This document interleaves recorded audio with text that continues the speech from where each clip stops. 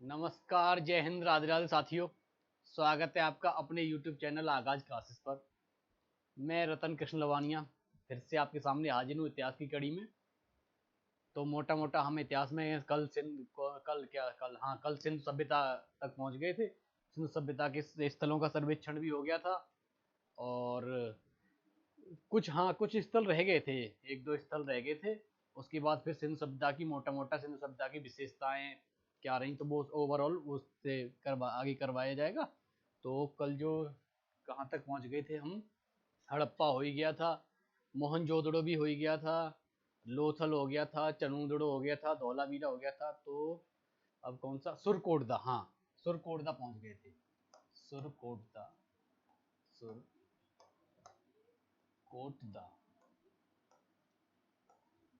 अब अप्रोच तो हमारी वही रहेगी जो शुरुआत में रहती है। मैंने आपको बताया था कि लोकेशन अवस्थिति क्या रही, नगर नियोजन क्या रहा, पशु और उसकी हड्डियां कहाँ कहाँ से प्राप्त हुई, उसके बाद मूर्तियां, मनके, और जितने भी ये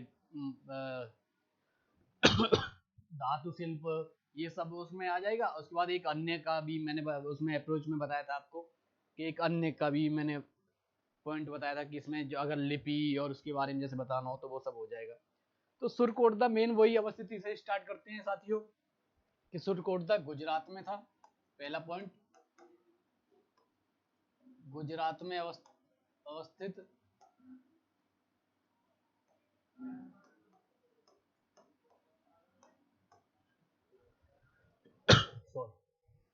अब देखोगे तो यहाँ परिवर्तन का मैंने आपको बताया था कि निरंतरता और परिवर्तन स्थलों के सर्वेक्षणों में हमेशा आपको देखना है कि निरंतरता कहाँ कहाँ रही और परिवर्तन कहाँ कहाँ किस किस पहलू में या किस किस किस किस जगह आपको परिवर्तन नजर आता है। और आयोग अक्सर करके, मैंने आपको पहले भी बताया है, फिर एक बार आज फिर बता रहा हूँ कि आयोग अक्सर करके परिवर्तन से ही प्रश्न उठाता है।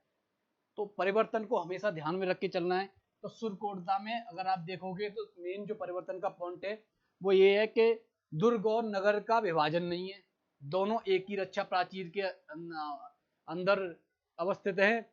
और मेन जो परिवर्तन का वो आता है कि सुरकोटदा से ही घोड़े की अस्थियों के साक्ष्य प्राप्त हुए हैं, घोड़े की हड्डियां मिली हैं। अगर आप देखोगे मोटा मोटा तो सुरकोटदा से ही कलश समाधान के साक्ष्य हैं, सुरकोटदा से ही पत्थरों का प्रयोग किया गया है मकानों में। और अगर सुरकोटदा में अगर जो मेन अगर आप देखो तो इसके बाद आप कर सकते हो कि अग्निकांड के साक्ष्य, अग्निकांड के साक्ष्य भी सुरकोटदा में मिलते हैं। तो ऐसे ही ये तीन चार पॉइंट हैं जो मेन मेन मैंने आपको बताया था कि दुर्ग और नगर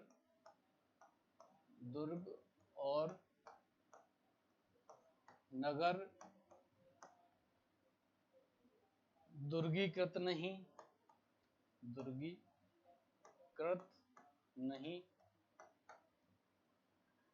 एक ही रक्षा प्राचीर में, एक ही रक्षा प्राचीर के अंदर, रक्षा प्राचीर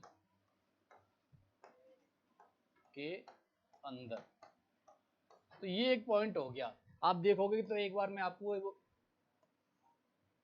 एक चित्र बना के आपको मोटा मोटा समझा दूं कि ये दुर्ग टीला और ये नगर टीला, जो पश्चिम की तरफ था वो दुर्ग टीला था,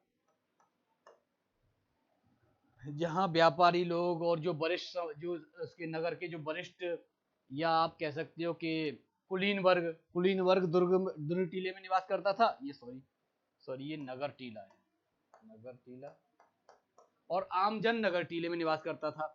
और पहले से आपको जो शुरुआत से हड़प्पा का जो मैंने आपको करवाया था, तो हड़प्पा में से आपको मैं बताता आ रहा हूँ कि जो दुर्ग टीला दुर्गीकृत था, उसके बाद जैसे ही आप आगे बढ़ोगे तो फिर परिवर्तन आपको देखने को मिला कि दोनों ही दुर्ग टीला और नगर टीला दोनों दुर्गीकृत थे।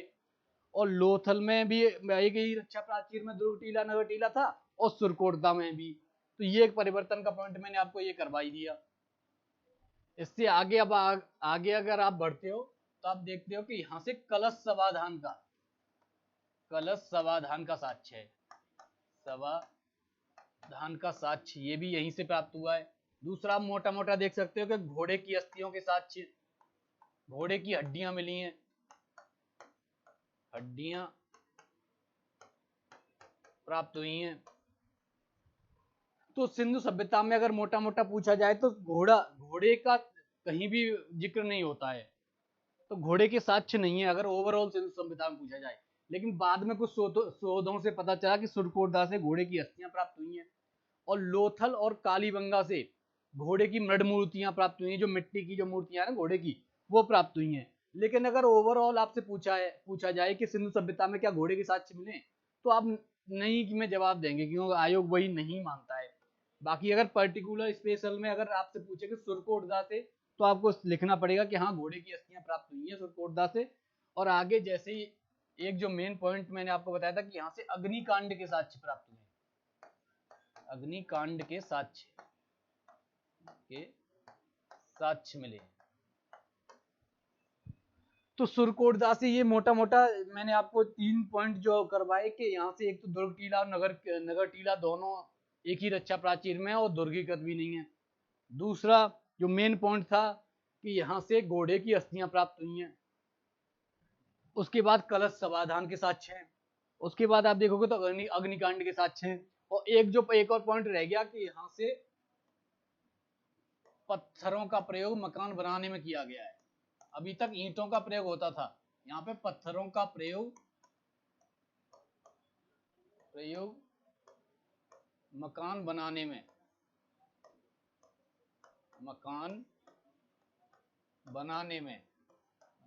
किया गया है।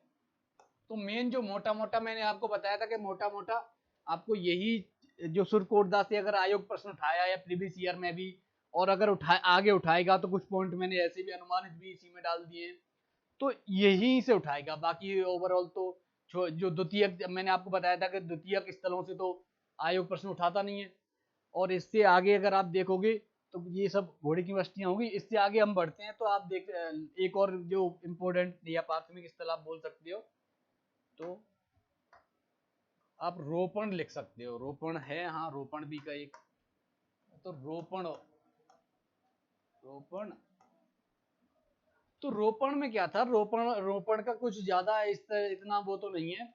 मेन तो ये सतलज नदी के किनारे था, रूपनगर पंजाब में अवस्थित था। और जो अगर मुख्य अगर आपसे पूछा जाए तो यहाँ से आप देखोगे तो अंडाकार कब्रें मिली हैं। और जो मेन जो फोकस वो है, तो रोपण जो जैसे महत्वपूर्ण स्थल अगर आप देखोगे तो इस वजह से ज्यादा बना कि स्वतंत्रता के बाद प्रथम जो स्थल का उत्खनन किया गया या प्रथम जो सैंधव स्थल खोजा गया वो रोपण ही था। तो आप ये इस वजह से थोड़ा महत्वपूर्ण हो गया, तो इस वजह से आप इसको लिख भी सकते हो कि स्वतंत्रता के बाद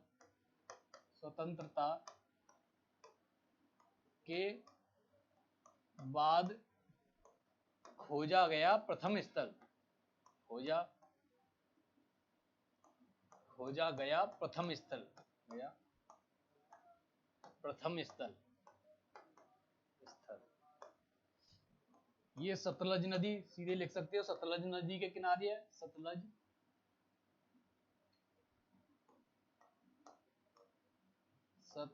नदी के किनारे अवस्थित है।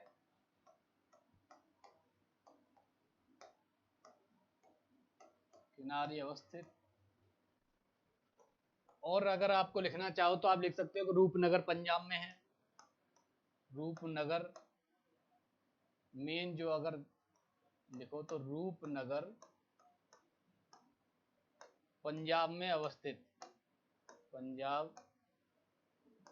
रूपनगर पंजाब में अवस्थित। और पॉइंट अगर आप लिखो तो अंडाकार कब्रें प्राप्त हुई हैं यहीं से, अंडाकार कब्रें प्राप्त हुई हैं यहीं से। तो ये मोटा मोटा ये 2-3 ही है रोपण जिस वजह से प्रसिद्ध मतलब महत्वपूर्ण स्थलों के रूप में जाना गया। तो स्वतंत्रता के बाद खोजा गया प्रथम स्थल है, इस वजह से हो गया। और अगर आप देखो तो एक मेन पॉइंट और आप इसी में अगर रोपण में अगर मोटा मोटा आप देखोगे तो मनुष्य के साथ कुत्ते को दफनाने का साक्ष्य भी यहाँ से प्राप्त हुआ है। तो यही 3-4 ऐसे पॉइंट हैं कि मनुष्य के साथ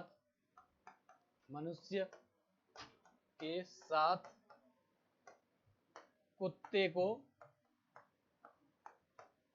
को दफनाने का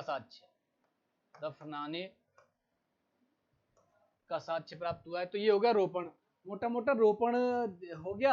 और अगर आप करना चाहो तो आप कर सकते हो। वैसे तो कोई ऐसी वो नहीं है, ये जो महत्वपूर्ण जो वो स्थल थे ये सब हो ही गए। अगर करना चाहो तो एक दो स्थल मैं आपको बता दे रहा हूँ कि सोर्तगोई और मुंडी आग जो अफगानिस्तान वाले हैं उनसे पूछो कि उनसे व्यापारिक नगर थे, क्योंकि वो बीच मध्य में पड़ते थे व्यापार करने के उसमें। तो ये हो गए मोटा मोटा, बाकी तो द्वितीयक स्थल हैं। तो द्वितीयक स्थलों में अगर आप करोगे तो क्या उससे ज्यादा और क्या ही आप करोगे। जैसे द्वितीयक स्थल जब मतलब आयोग जब पूछता ही नहीं है, जहां से प्रश्न नहीं बनाता, तो उसे करके आप करोगे क्या। तो अगर करना भी चाहो तो एक वर्णावली भी कर लो। चलो मैं एक वर्णावली भी करवा देता हूँ जो थोड़ी सी महत्वपूर्ण बन जाती है। वर्णावली, तो अब वर्णावली की भी अगर आप देखोगे तो यहाँ से मिट्टी का एक खिलौना प्राप्त हुआ है, और मिट्टी के खिलौने के बाद नारी की मण मूर्ति प्राप्त हुई है। तो नारी की मण मूर्ति तो सर्वाधिक मात्रा में प्राप्त हुई है, हर जगह से ज्यादातर ज्यादातर स्थलों से नारी की मण मूर्ति प्राप्त हुई है। तो अभी मैं आपको सिंधु सभ्यता की आगे इससे आगे विशेषताएं करवाऊंगा। तो उसमें आपको धार्मिक जो जो कल्चरल वाले पहलू में आपको जो धार्मिक जो पहलू होगा या धार्मिक पक्ष होगा, उसमें आपको साफ नजर आएगा कि सर्वाधिक नारी की मण मूर्तियां प्राप्त हुई हैं सैंदव स्थलों से। और नारी की मण मूर्तियों में भी मातृ देवी की, इसीलिए सैंदव सभ्यता को मातृ सत्तात्मक कहा गया है। तो ये मेन जो है, अब जैसे लिख आप पॉइंट बना सकते हो कि मण मूर्तियां प्राप्त हुई हैं, मण मूर्तियां मण मूर्तियां प्राप्त हुई हैं। मोटा मोटा आप लिख सकते हो कि मिट्टी का हल प्राप्त हुआ है, मिट्टी के खिलौने भी मिले हैं, मिट्टी का हल प्राप्त हुआ है। तो मेन यही है कि आप जैसे मोटा मोटा अगर देखोगे तो ये वर्णावली अगर इम्पोर्टेंट है तो मण मूर्तियां है, मिट्टी का हल है। और ये मेन अगर अवस्थिति लिखो तो आप लिख सकते हो कि हरियाणा में है, हरियाणा। इससे आगे अगर एक और अगर आप करना चाहो तो आप रंगपुर कर सकते हो। रंगपुर गुजरात के कठियावाड़ जिले में। और अगर इसका प्रसिद्ध पूछा जाए तो चावल की भूसी मिली है। तो एक रंगपुर और लिख सकते हो आप, रंगपुर। ये गुजरात के कठियावाड़ जिले में, गुजरात के कठियावाड़ जिले में। तो यहाँ से आप देखोगे तो चावल की भूसी प्राप्त हुई है। तो ये इसलिए थोड़ा महत्वपूर्ण बन जाता है क्योंकि चावल के साक्ष्य और कहीं से नहीं है। चावल की भूसी प्राप्त हुई है। तो मैं आपको करवाऊंगा कि जैसे ये क्यों, जैसे होता है ना कि एक एक पॉइंट से कोई कुछ स्थल महत्वपूर्ण हुए। एक इससे पहले मैंने आपको जो करवाया था उसमें रोपण में भी मैंने आपको करवाया था कि उसके बाद स्वतंत्रता के पश्चात हो जा गया प्रथम स्थल है, इसीलिए महत्वपूर्ण हो गया। ये मिट्टी का हल प्राप्त हुआ है, मणिमूर्ति प्राप्त, इसीलिए थोड़ी महत्वपूर्ण हो गया वर्णावली।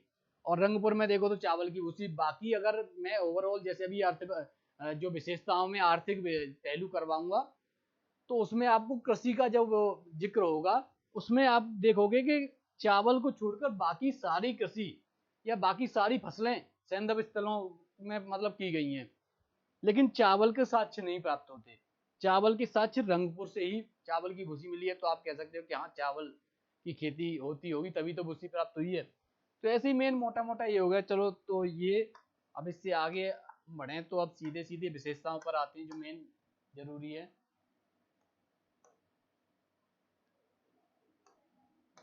सिंधु सभ्यता की विशेषताएं।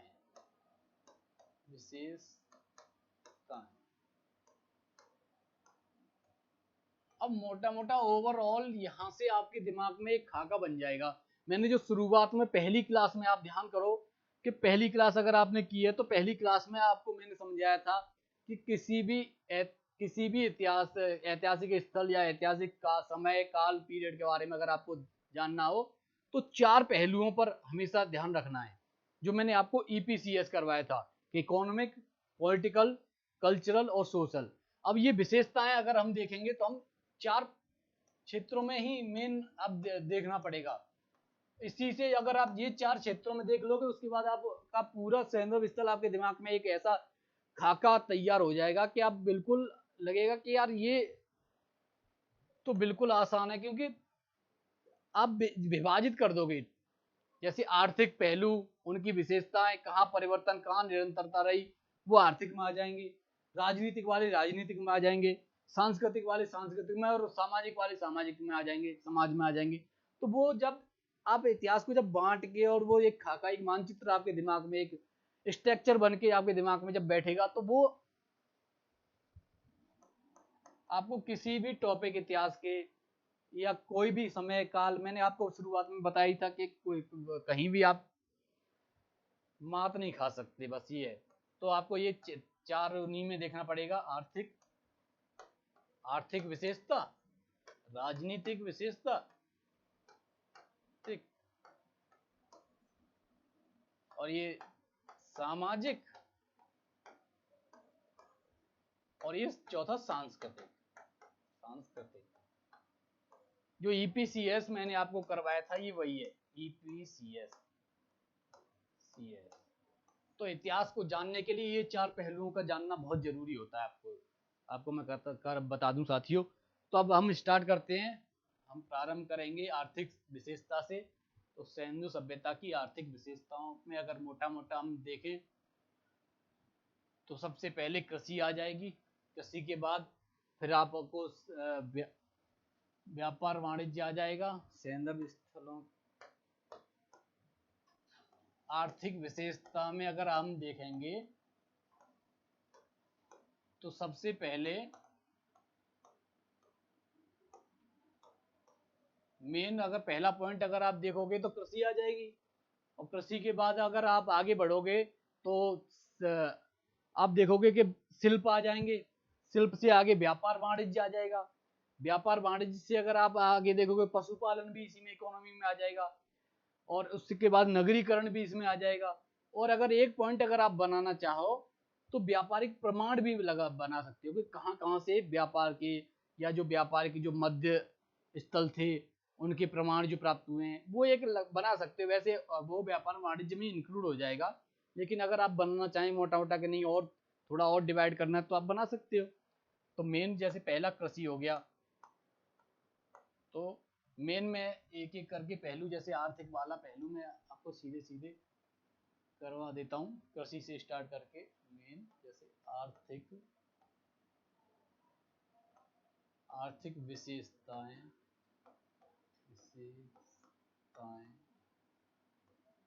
ये मेन हेडिंग हो गया।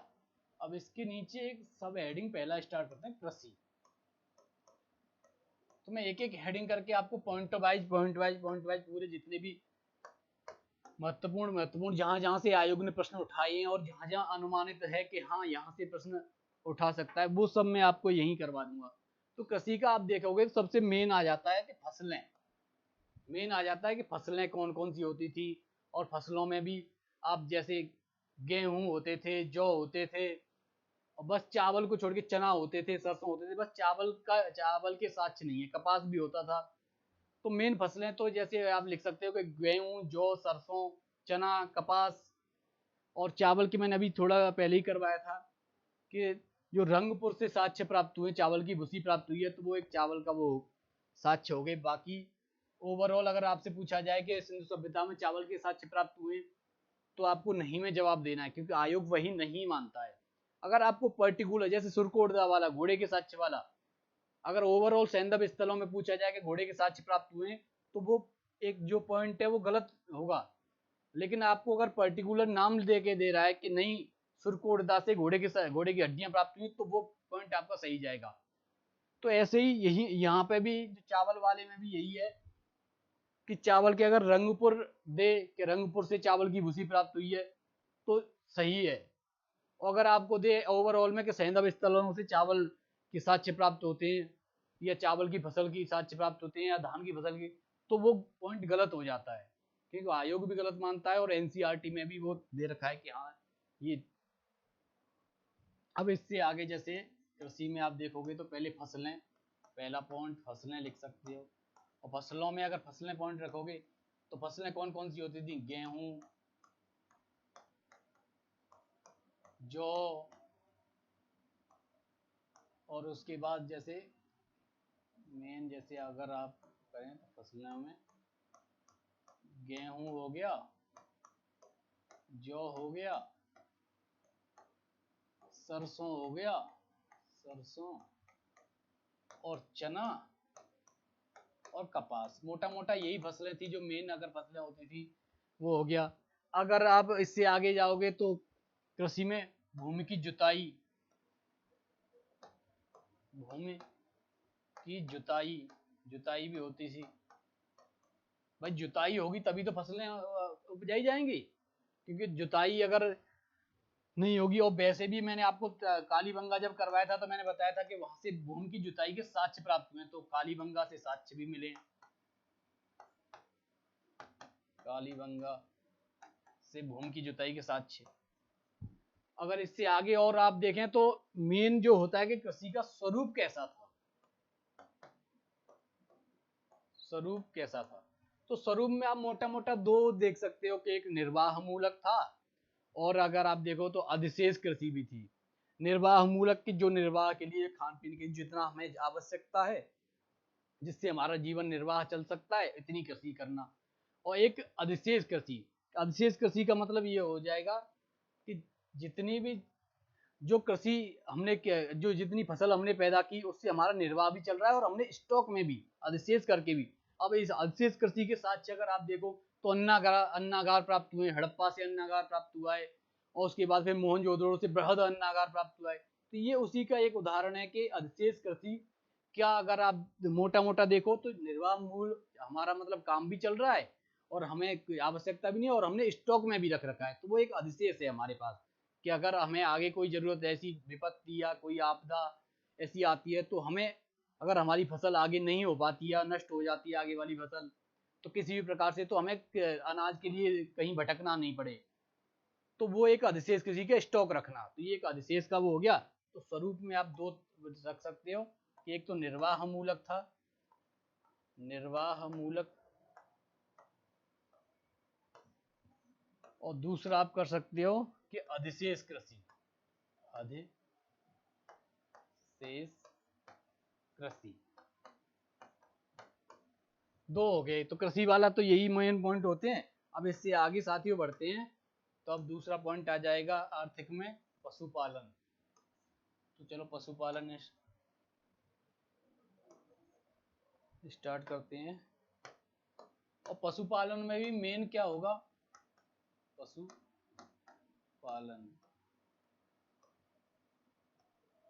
अगर पशुपालन में अगर आप पॉइंट देखो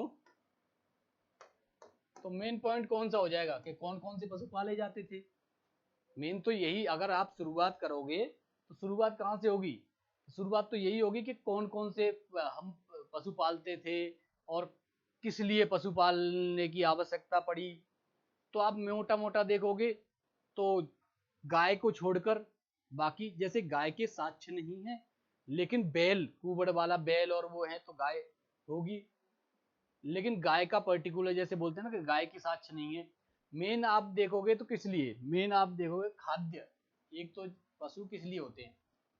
एक तो खाद्य आवश्यकता के लिए कि भाई खाना पीने के लिए उसे, जैसे अब पाषाण काल था, सैंधव स्थल था, वहां जरूरी थोड़ी है कि सब, अब आपको मैं उसमें कल्चर में करवाऊंगा कि आमिष और निरामिष दोनों भोजन करते थे।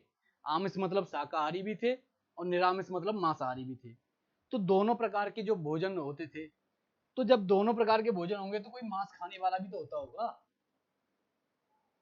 भाई, मीट खाने वाला, मांस खाने वाला वो भी तो होगा। अगर गेहूं, जौ, चना, सरसों सब फसल कर रहे हो, लेकिन जब दोनों का मतलब समाज में दोनों प्रकार के वो व्यक्ति रहते हैं तो आप मेन आप अंदाजा लगा सकते हो, ये तो एक सामान्य बात है कि जब शाकाहारी है तो मांसाहारी भी हैं। ये साक्ष्य मिले कि आमिष निरामिष भोजन था उसमें आपको करवाया गया है।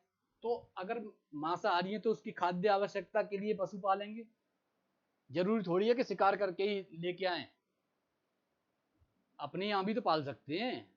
जब पशु पालना आ गया था, नवपाषाण काल से कुत्ता पाला गया, उसके बाद फिर अलग अलग पशुओं को पालने लगे, तो अगर खाद्य आवश्यकता के लिए भी तो पाल सकते हैं, तो पालते होंगे, वो दूसरी बात है। तो एक मेन पॉइंट पशुपालन में खाद्य आवश्यकता, खाद्य आवश्यकता के लिए पशु पाले जाते थे के लिए। दूसरा अगर पॉइंट आप देखो तो पशु पालने के लिए यातायात या परिवहन के लिए, तो आप परिवहन के लिए मेन लिख सकते हो कि परिवहन के लिए पशु पाले जाते थे के लिए। अगर आप देखो तो खाद्य आवश्यकता के लिए हो गए, परिवहन के लिए हो गए।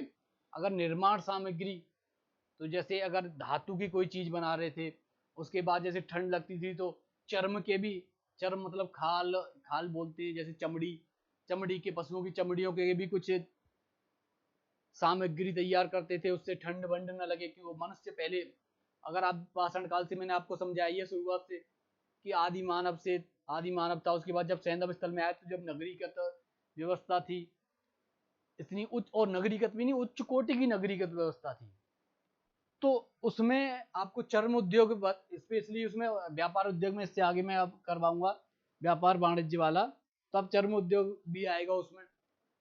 तो निर्माण सामग्री, वस्त्र बना, जैसे अगर आप कह सकते हो कि वस्त्र बनाने के लिए भी, जैसे जैसे मेन आप कर लो पॉइंट अगर बनाओ तो निर्माण सामग्री में आ जाएंगे ये सब, निर्माण सामग्री। और इसी निर्माण सामग्री में आप लिख सकते हो कि वस्त्र बनाने के लिए और चर्म उद्योग के लिए, ये दोनों पॉइंट भी इसमें डाल सकते हो कि वस्त्र और चर्म उद्योग, चर्म उद्योग, ये हो गया। अगर आप देखो तो मेन खाद्य आवश्यकता हो गई, परिवहन हो गई, निर्माण हो गई, और पशुओं की आवश्यकता कहाँ पड़ी, हल चलाने के लिए। तो आप कृषि के लिए भी लिख सकते हो कि कृषि के लिए पशुओं की आवश्यकता पड़ी, तो कृषि कार्य के लिए, तो कृषि में भी पशुओं की आवश्यकता पड़ती है। अगर मेन आपसे, अगर जैसे अगर पशुपालन में आप लिख सकते हो, मैं अभी जो घोड़े वाला आपको बता रहा था ना, तो इसमें आप लिख सकते हो कि सैंधव स्थल जो, या सैंधव वासी थे वो, अगर ओवरऑल बता रहा हूँ ना, क्योंकि सैंधव स्थल की विशेषता चल रही है।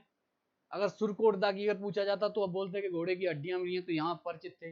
लेकिन अगर ओवरऑल, तो आयोग ने जो पूछा है, तो आप इसमें पशुपालन वाले में पॉइंट लिख सकते हो कि सैंधव स्थल या सैंधव वासी घोड़े से परिचित नहीं थे, पशुपालन में घोड़े को शामिल नहीं किया जा सकता। जब परिचित नहीं थे फिर पशुपालन में घोड़े को शामिल कैसे कर लेंगे। हालांकि अगर आप जैसे पॉइंट में मैंने आपको बताया था कि सुरकोटदा से घोड़े की हड्डियां प्राप्त हुई हैं, लोथल और हड़प्पा से घोड़े की मड़ मूर्तियां या पत्थर की, वो उसकी मिट्टी की मूर्तियां प्राप्त हुई हैं। तो ये आप लिख सकते हो मोटा मोटा कि अगर आपको ये भी अगर जैसे करवाना हो तो आप मोटा मोटा ये कर सकते हो इसमें।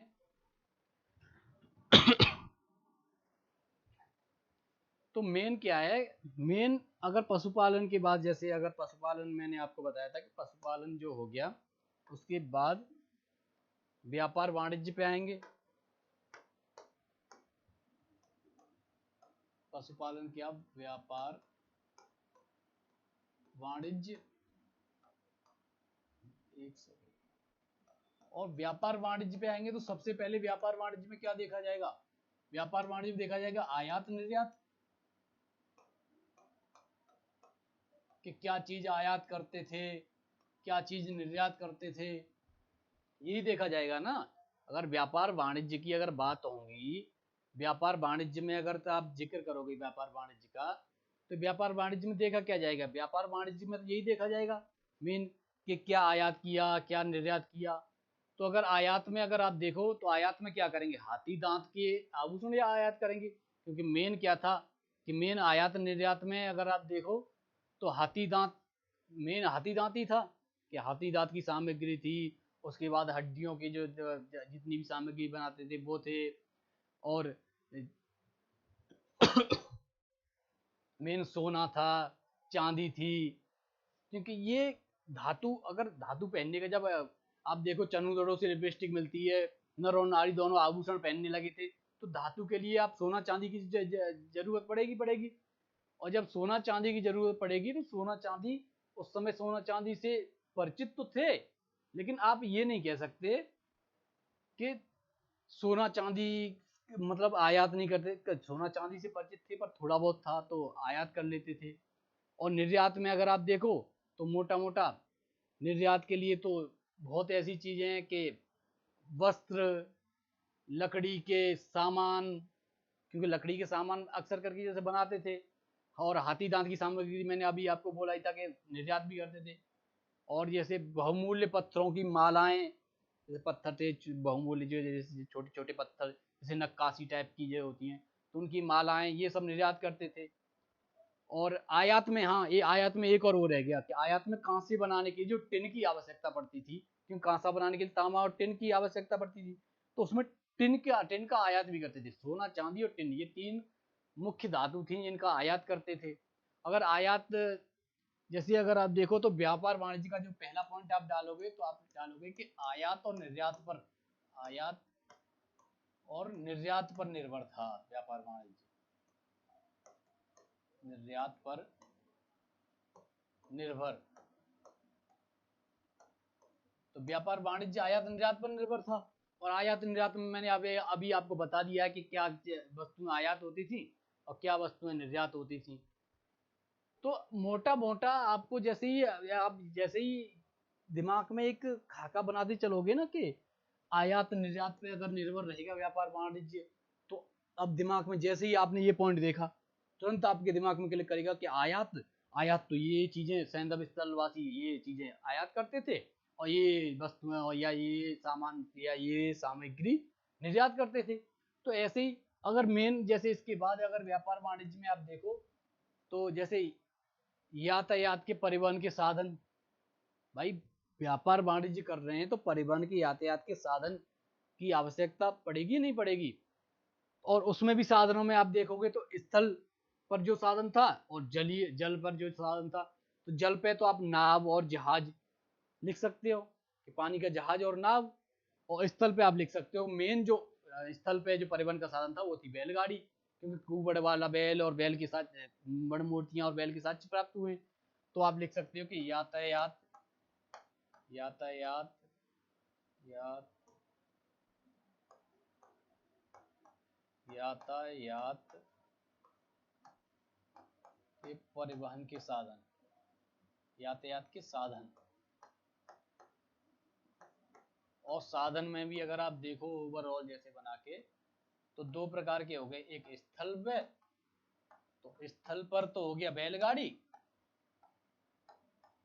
और एक जलीय अगर यातायात के साधन देखो तो जलीय में हो गई नाव और जहाज, क्योंकि नाव भी बना लेते थे।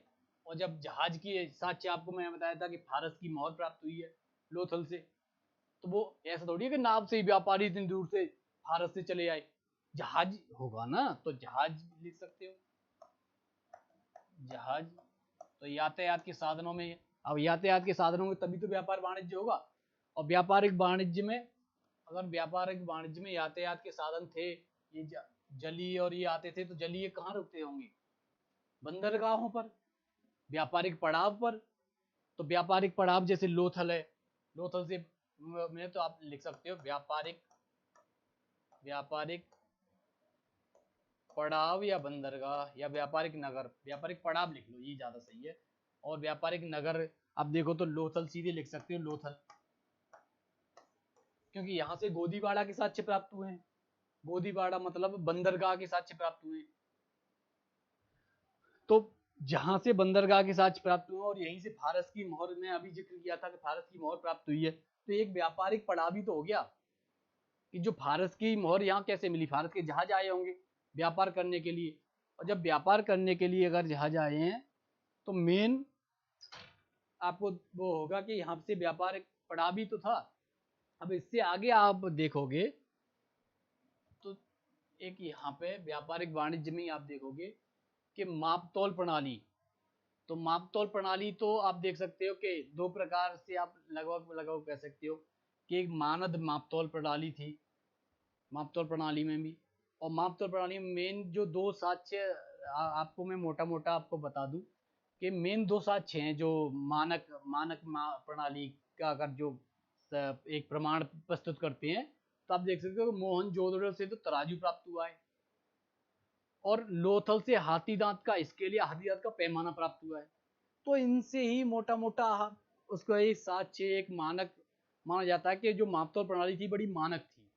तो आप सीधे लिख सकते हो यहाँ से कि मापतौल प्रणाली लिख सकते हो, मापतौल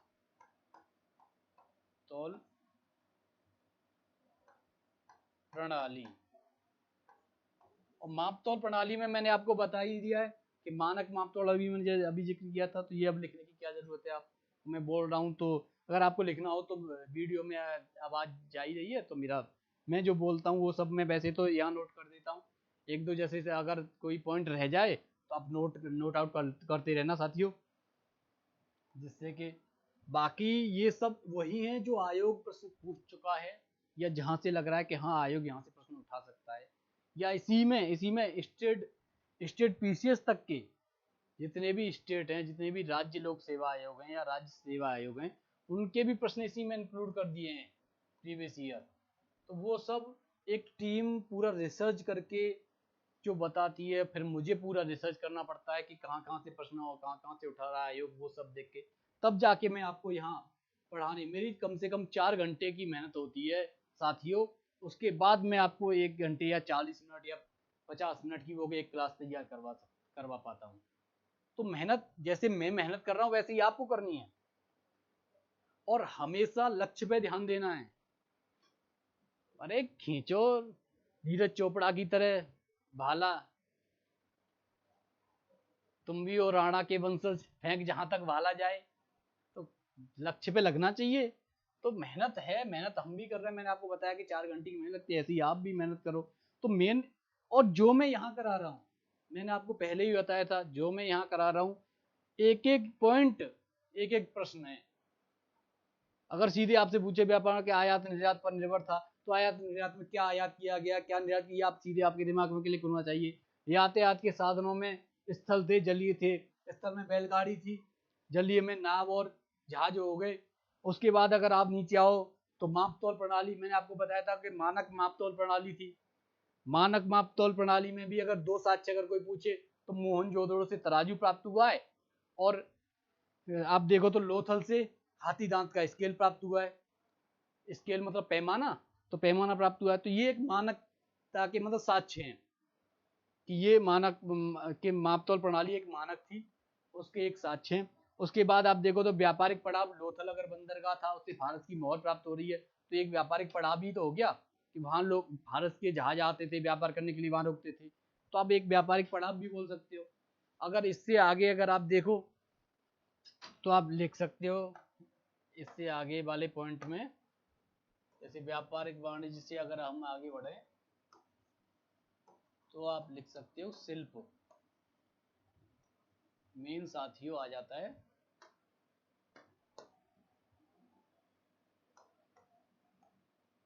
शिल्प, या आप लिख सकते हो स्लैश करके शिल्प और उद्योग, शिल्प उद्योग, शिल्प एवं उद्योग। तो मोटा मोटा अगर आप देखो, अभी आपने व्यापार वाणिज्य समझा, और व्यापार वाणिज्य में भी जब आपको जैसे शिल्प उद्योग अगर आपको करवाया जाए, तो शिल्प उद्योग में क्या आ जाएगा, आप खुद सोचो कि जब व्यापार वाणिज्य में आयात निर्यात आ गया, पशुपालन हमारा हो गया, तो शिल्प उद्योग में क्या आ जाएगा कि अगर मकान बनते थे, ईंटों से मकान बनते, तो एक ईंट उद्योग हो गया। ईंट उद्योग के बाद आपको वस्त्रों की अभी मैंने जिक्र किया था कि चर्म और उसके, तो एक चर्म उद्योग हो गया, वस्त्र उद्योग हो गया। धातु का अगर कांसा बनाते थे तो धातु उद्योग हो गया। आभूषण अगर पहनते थे तो आभूषणों का भी तो, आभूषण भी तो बनाते होंगे, तो एक आभूषण उद्योग हो गए। भवन जैसे मकान बनाए जाते थे, जैसे मैंने अभी आपको करवाया था सुरकोटदा में कि पत्थरों के मकान जो चेंज परिवर्तन वाला था, कि पत्थरों के मकान बनाने लगे ईंटों की जगह, तो भवन निर्माण उद्योग भी आप बोल सकते हो। उसके बाद अभी मैंने करवाया था कि स्थल के जो साधन है यातायात के, बैलगाड़ी थी, तो बैलगाड़ी निर्माण उद्योग भी हो सकता है। जहाज भी आप बोल सकते हो, जब नाव और जहाज थे तो नाव और जहाज मतलब जहाज निर्माण उद्योग भी हो सकता है मोटा मोटा। तो ये 4-5 अगर पॉइंट आप लिखना चाहो शिल्प उद्योग में तो आप सीधे लिख सकते हो ईंट उद्योग, ईंट उद्योग। दूसरा आप लिख सकते हो चर्म उद्योग, चर्म उद्योग। आप लिख सकते हो धातु उद्योग, क्योंकि कांसा बनाया जाता था तांबा और टिन मिलाकर, तो आप धातु उद्योग लिख सकते हो, धातु उद्योग। अब बैलगाड़ी भी लिख सकते हो, बैलगाड़ी उद्योग, क्योंकि बैलगाड़ी भी तो जब स्थल का यातायात का साधन था तो बनाई जाती होंगी। उसके बाद अगर जलीय यातायात का साधन जहाज था तो आप जहाजरानी उद्योग भी लिख सकते हो, जहाज उद्योग लिख सकते हो या जहाजरानी उद्योग लिख सकते हो। तो मोटा मोटा ये 4-5 उद्योग और उसमें आ सकते हैं। और एक हाँ मेन आभूषण, आभूषण उद्योग, आभूषण उद्योग लिख सकते हो। तो ये हो गया मोटा मोटा अगर आप देखो तो उद्योग और शिल्प में मेन यही उद्योग हो गए, ईंट उद्योग, चर्म उद्योग, धातु उद्योग, आभूषण उद्योग, बैलगाड़ी उद्योग, जहाज उद्योग। और ईंटों में भी अगर आप देखो, ईंट उद्योग में भी तो ईंट उद्योग अगर है तो ईंट पकाई जाती थी, पकी ईंटों से तो मकान बनाए जाते थे। अगर नगरीकृत व्यवस्थाएं पकी ईंट प्राप्त हो रही हैं, पूरे मकान स्ट्रक्चर इस तरीके से बसे हुए मिल रहे हैं, तो मेन क्या है ईंट उद्योग। नालियां पक्की ईंट की बनी हुई मिल रही हैं, ढकी हुई मिल रही हैं, पूरी स्वच्छता की पूरा इंतजाम किए हुए हैं। तो ये सब क्या है, ये ईंट उद्योग अच्छी खासी स्तर पर होगा। अभी मैंने आपको बताया था कि पत्थरों के मकान बनने लगे, तो पहले ईंट का उद्योग, ईंट जब ज्यादा हो सकते थे, अगर वर्तमान में आप देखोगे ईंट महंगी हो गई तो कहते हैं कि ईंट और पत्थर बराबर मिले तो हम तो पत्थर ले आएंगे। उस समय क्या था कि ईंट उद्योग थोड़ा बढ़ गया होगा, तो ईंटों के मकान क्या, जब पत्थर उपलब्ध है तो किसी ने कहा होगा कि भाई, आम जन ने कहा होगा, क्योंकि ईंट उद्योग तो जो दुर्ग टीला में जो दुर्गीकृत था तो उसमें ईंट उद्योग का प्रयोग किया गया होगा मेन। तो अब आप मोटा मोटा यही है कि उद्योग में आप मेन जो आपको बताया था कि एक ईंट उद्योग हो गया। उसके बाद अगर आप देखो तो आप देख सकते हो कि आप मोटा मोटा उद्योगों में आभूषण हो ही गए, बैलगाड़ी हो गई, जहाज हो गया। धातु उद्योग महत्वपूर्ण है। मैंने आपको जब बताया कि धातु उद्योग में भी सोना चांदी टिन आयात करते थे, तो टिन और तांबा मिलाकर कांसा बनाया जाता था। तो इसमें उद्योग में तो यही हो गया। अब इससे आगे हम चलें तो आप दूसरा अगर जो नेक्स्ट पॉइंट है तो आप नेक्स्ट पॉइंट लिख सकते हो नगरीकरण।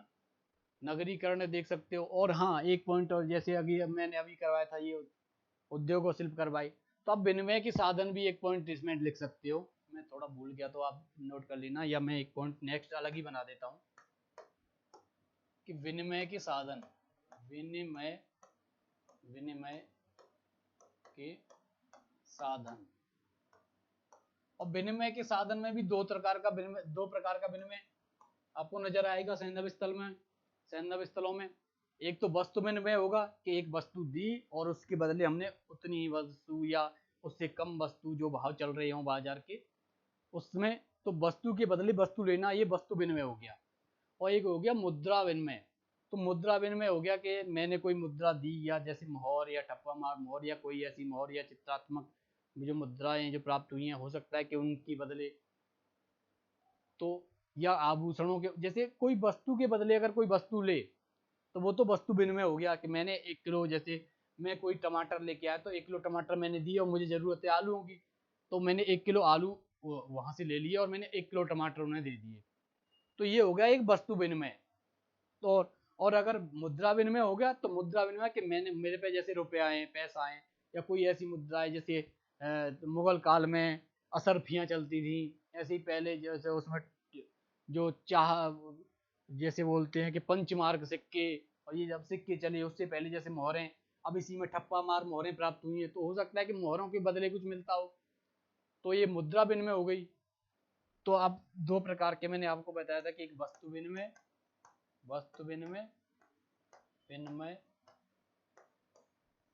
और एक मुद्रा विनिमय मुद्रा विनिमय विनिमय। दो प्रकार का विनिमय होता था, व्यापार होता था कि एक वस्तु के बदले वस्तु ली वस्तु विनिमय, मुद्रा के बदले मुद्रा ली मुद्रा विनिमय। तो एक ये पॉइंट था, ये आप ध्यान रखना। इससे आगे अब साथियों बढ़ते हैं नगरीकरण में। अब आगे वाला पॉइंट आ गया नगरीकरण। तो विशेषताएं आपको अगर आप देखोगे तो जो सैंधव स्थलों की जो विशेषताएं जो मैं करवा रहा हूं, इसमें आप देखोगे तो एक आपके दिमाग में एक खाका बनता जा रहा होगा कि जो स्ट्रक्चर जो आपके दिमाग में बन रहा है कि आर्थिक अच्छा ये था, और अगर राजनीति तो राजनीति में अच्छा ये था, और आप जैसे सांस्कृतिक आप करोगे तो आप सांस्कृतिक में आप देखोगे कि अच्छा सांस्कृतिक में ये सब था। तो आप एक जो खाका जो एक स्ट्रक्चर आपके दिमाग में रहेगा, तो उससे क्या है कि आगे जैसे इससे आगे वैदिक युग आएगा, उसमें ऋग्वैदिक और उत्तर वैदिक काल में निरंतरता परिवर्तन देखने को मिलेगा। तो वो उसे समझने का, क्योंकि वो एक ग्रामीण सभ्यता है, वैदिक युग वाली जो अभी मैं करवाऊंगा जो कल की क्लास जो होगी उसमें वैदिक युग स्टार्ट होगा। तो और ये जो सैंधव स्थल है ये नगरीय सभ्यता है।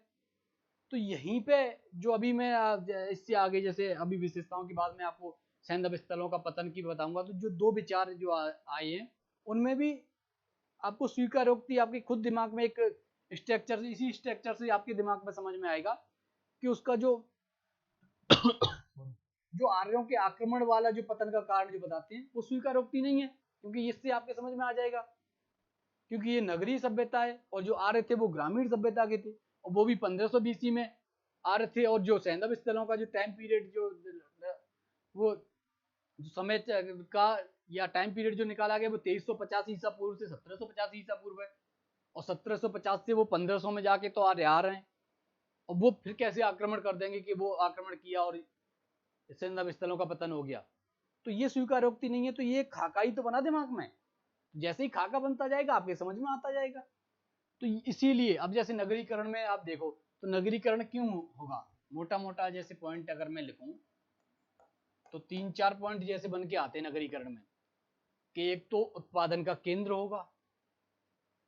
भाई नगर क्या होगा, एक उत्पादन का केंद्र होगा, और उत्पादन के केंद्र के साथ साथ व्यापारिक केंद्र भी होगा। जब उत्पादन हो रहा है तो व्यापार भी तो हो रहे हैं कुछ नगरों से, तो व्यापारिक केंद्र हो गया।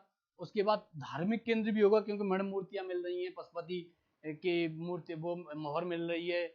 उसके बाद जो मादा जन्नांग से वृक्ष निकलता हुआ दिखाया गया है एक मूर्ति में, उसमें अंकन में, तो उसे उर्वरता की देवी माना गया है। तो ये क्या है, और मैं आगे अब ये धार्मिक पहलू में पक्ष में आपको करवाऊंगा कि अग्नि वेदिकाएं मिल रही हैं, तो आपको अग्नि पूजा के साक्ष्य मिलेंगे, जल पूजा के साक्ष्य मिलेंगे, वृक्ष पूजा के साक्ष्य होते ही थे। तो ये एक धार्मिक पहलू, तो इसे धार्मिक केंद्र के रूप में भी एक नगरों का प्रयोग किया गया है। आप देखोगे कि प्रशासनिक या राजधानी नगर के रूप में भी तो किया गया होगा, और प्रशासनिक और राजधानी नगर के रूप में किया गया होगा। तो अभी आपके दिमाग में एक और, मैं जैसे बता रहा हूँ कभी मैं समझाता आ रहा हूँ, तो एक दिमाग में और खाका बनेगा कि जब प्रशासन है तो तभी तो रक्षक दल थे। अब रक्षक दल जो मैंने बताया कि दुर्गीकृत जो रक्षा प्राचीर बनाई गई थी उस पर रक्षक दल के साक्ष्य हैं, और जब रक्षक ग्रह बने हुए हैं तो रक्षक भी थे। रक्षक ग्रह के अवशेष या रक्षक ग्रह के साक्ष्य मिल रहे हैं तो रक्षक भी थे। और रक्षक का मतलब ये नहीं कि सैन्य व्यवस्था थी, ये मेन है कि जो सैंधव स्थल थे या सिंधु सभ्यता थी उसमें सैन्य व्यवस्था के कोई साक्ष्य नहीं है। लेकिन रक्षक दल क्या है कि रक्षक दल आप समझ सकते हो कि वर्तमान में चौकीदार, कि कोई चोरी वोरी न कर जाए, कोई पशु चुरा न ले जाए, उसके लिए रक्षक ग्रह या रक्षकों का नियुक्ति की जाती थी। तो अब ये 4-5 आप लिख सकते हो कि उत्पादन का केंद्र, इसमें उत्पादन का केंद्र के रूप में, उत्पादन के केंद्र के रूप में आप लिख सकते हो, उत्पादन के केंद्र के रूप में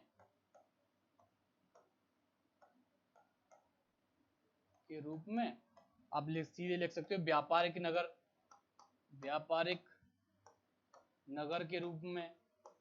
इससे आगे अगर मोटा मोटा आप लिखो तो व्यापारिक नगर के बाद आप लिख सकते हो कि प्रशासनिक या धार्मिक केंद्र के रूप में। धार्मिक केंद्र भी थे नगर, धार्मिक केंद्र के रूप में। आप लिख सकते हो प्रशासनिक या राजधानी नगर के रूप में, प्रशासनिक या राजधानी नगर के रूप में। तो मोटा मोटा राजधानी नगर के रूप में। रक्षक, रक्षक दल भी आप लिख सकते हो, मतलब रक्षक छावनियां, छावनियों के रूप में भी नगरों का प्रयोग किया गया था इसमें। तो रक्षक, रक्षक छावनियां, छावनियां, ये मोटा मोटा लिख सकते हो। लेकिन मेन जो पॉइंट ये लिख लो, ये नोट करके स्पेशली उसमें लिख लो या रिमार्क करके लिख लो कि यहाँ से सैन्य व्यवस्था के साक्ष्य नहीं मिलते सैंधव स्थल से। तो आप सीधे लिख सकते हो यहाँ से कि सैन्य व्यवस्था के साक्ष्य नहीं, सैन्य व्यवस्था के साक्ष्य नहीं, साक्ष्य नहीं। क्योंकि ऐसा होता है कि आयोग यही ऐसी पॉइंट तो उठाता है आयोग। आयोग फंसाता कहाँ है? आयोग ऐसा थोड़ी है कि पेपर कहीं और से देता हो, जो आप पढ़ रहे हो वहीं से पेपर बनाता है, लेकिन आपको कंफ्यूज करता है। जो मैंने शुरुआत में 2 पॉइंट आपको बताए थे हड़प्पा और मोहनजोदड़ो वाले, कि सर्वाधिक ठप्पा मार मोहरें हड़प्पा से, और कुल सर्वाधिक मोहरों में अगर देखो तो मोहनजोदड़ो आ जाएगा। अगर मिट्टी की नृत्य रत्न मूर्ति या पत्थर की नृत्य रत्न मूर्ति तो हड़प्पा से, और कांसे की नृत्य रत्न मूर्ति अगर आप लगा दे तो आपको मोहनजोदड़ो बताना पड़ेगा।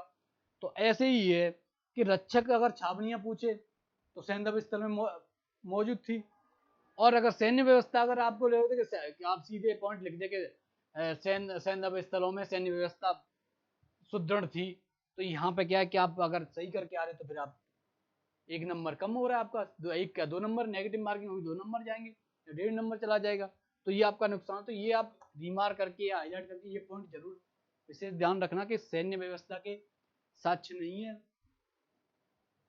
और इससे आगे अगर आप देखो तो अब जैसे ये हमारा आर्थिक पहलू पूरा हो गया, अब हम जैसे राजनीतिक पे आए, अब आ गया राजनीतिक विशेषताएं। राजनीतिक विशेषताएं, अगर राजनीतिक विशेषताओं में साथियों देखो, विशेषताएं इनमें देखो तो आपको स्वयं आप अंदाजा लगाओ कि राजनीतिक विशेषताओं में सैन्य व्यवस्था के साक्ष्य नहीं है।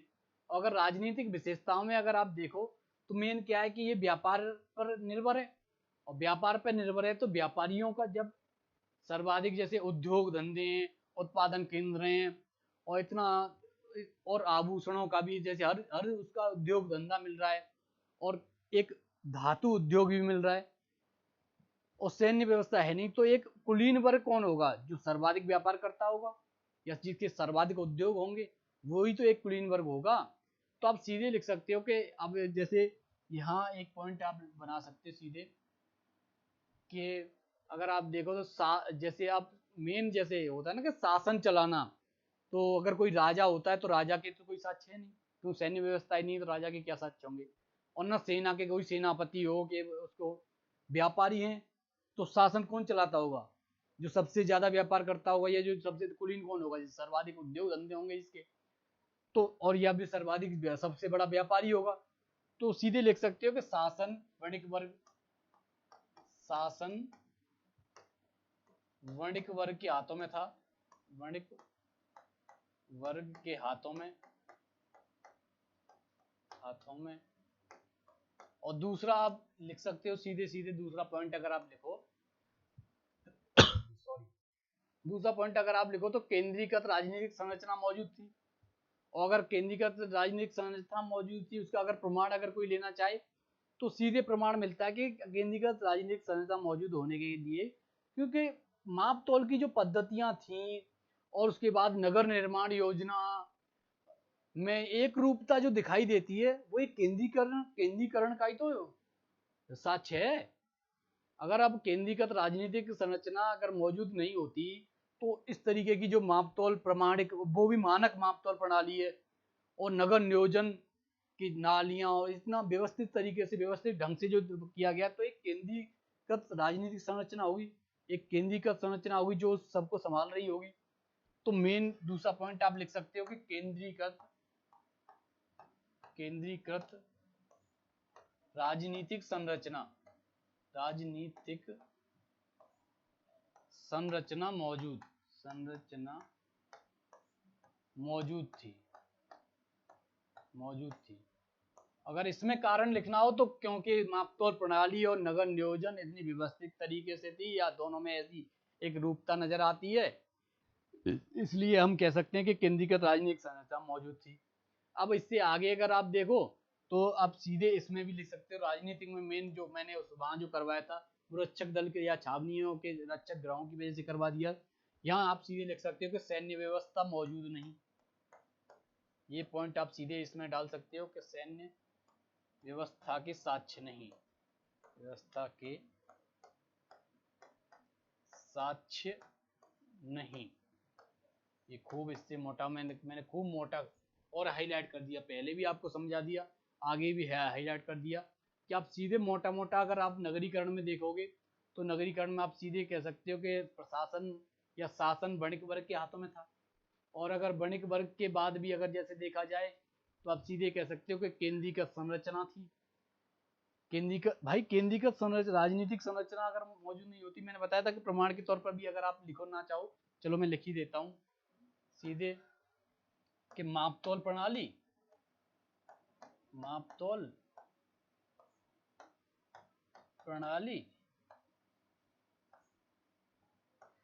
और नगर नियोजन, अरे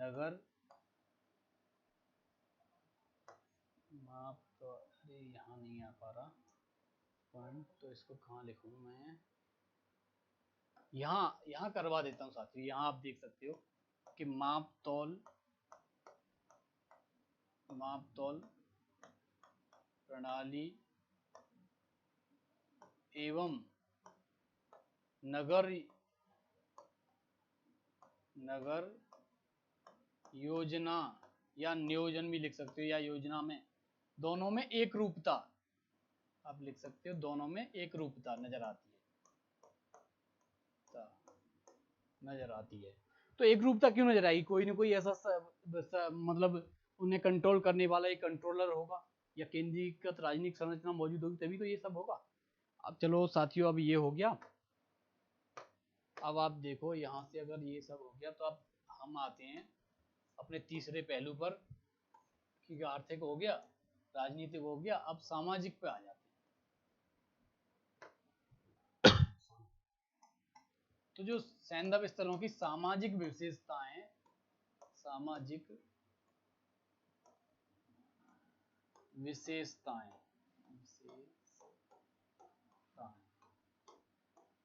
अब सैंधव स्थलों की सामाजिक विशेषताओं पे अगर आप जाएं तो मोटा मोटा जो मैं आपको जो ऐसे पॉइंट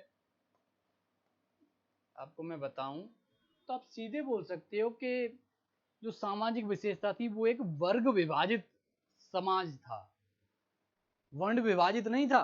वर्ण विभाजन के कोई साक्ष्य नहीं है, वर्ग विभाजित समाज था और विभाजन का आधार कर्म था। ये आप मेन, और यही आप जब वैदिक युग और उत्तर वैदिक काल में आओगे तो वर्ण विभाजित समाज हो जाएगा और शुरुआत में विभाजन का आधार वहां भी कर्म होगा, लेकिन उत्तर वैदिक काल आते आते उसे जन्मजात कर दिया जाएगा, गोत्र व्यवस्था आ जाएगी।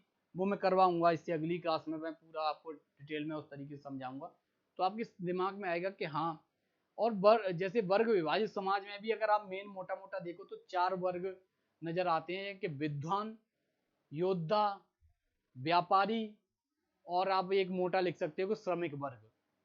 तो ये 4 हो गए कि एक विद्वान, व्यापारी, योद्धा और श्रमिक वर्ग, 4। और ये भी कर्म के आधार पर वर्ग 4 वर्गों में विभाजित किया गया है।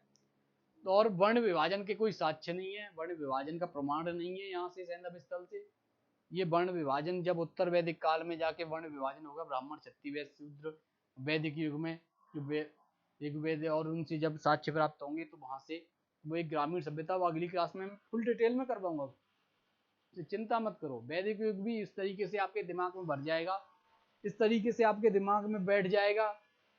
बस क्या है कि आप थोड़ा सा कंसंट्रेशन होकर, बिल्कुल एकाग्र चित्त होकर, बस मैं जो यहाँ पे जो बोर्ड पे आपको जो लिखवाऊं, या तो उसको नोट आउट करते रहना, क्योंकि और या उसे 1-2 बार ये जो वीडियो देख लोगे तो आपके दिमाग में एक स्ट्रक्चर बन जाएगा, फिर आपके दिमाग से नहीं निकलेगा, फिर आप नहीं भूलोगे। 1-2 बार जैसे ही देख लोगे तो मोटा मोटा। तो अब सामाजिकता में अगर आप देखो तो पहला पॉइंट तो आप यही कि वर्ग वर्ग विभाजित समाज, वर्ग विभाजित समाज। अगर विभाजन का आधार अगर देखा जाए तो आधार यहाँ थोड़ा कलर चेंज करके यहाँ बोल दूं, यहाँ विभाजन का आधार कर्म, विभाजन का आधार कर्म, विभाजन का आधार देखो तो कर्म, और कर्म के आधार पर 4 वर्गों में विभाजित किया गया, यही लिख दो 4 वर्ग, मोटा मोटा 4 वर्ग, 4 वर्ग। इनमें एक हो गया विद्वान, विद्वान, दूसरा योद्धा, तीसरा व्यापारी या वणिक, व्यापारी या वणिक वर्ग, और चौथा आप लिख सकते हो श्रमिक वर्ग, श्रमिक वर्ग। मोटा मोटा चारों में ही विभाजित था। और उसके बाद आप सीधे लिख सकते हो यहाँ से कि वर्ण व्यवस्था के साक्ष्य नहीं, वर्ण व्यवस्था के साक्ष्य नहीं, या वर्ण व्यवस्था के प्रमाण नहीं,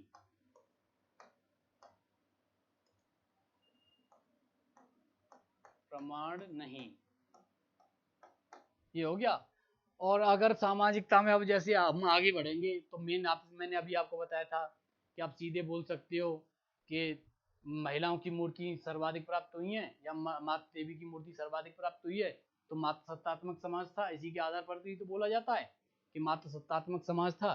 तो सीधे आप लिख सकते हो यहाँ पे मात्र सत्तात्मक सामाजिक व्यवस्था, सामाजिक व्यवस्था। अगर कोई प्रमाण मांगे तो मात्र सत्तात्मक क्यों था, तो आप सीधे लिख सकते हो कि माता देवी की मूर्तियां सर्वाधिक प्राप्त हुई हैं यहाँ से, इसीलिए इसे मात्र सत्तात्मक समाज बोला जाता है। अगर इससे आगे अगर आप देखो तो सीधे आप लिख सकते हो कि शांति प्रिय, शांति प्रिय समाज, शांति प्रिय समाज था। क्योंकि जब सैन्य व्यवस्था थी नहीं, लड़ाई झगड़े में कोई पड़ता नहीं था, सब व्यापार, अपने व्यापार उद्योग धंधों पर ध्यान देते थे, तो शांति प्रिय समाज था।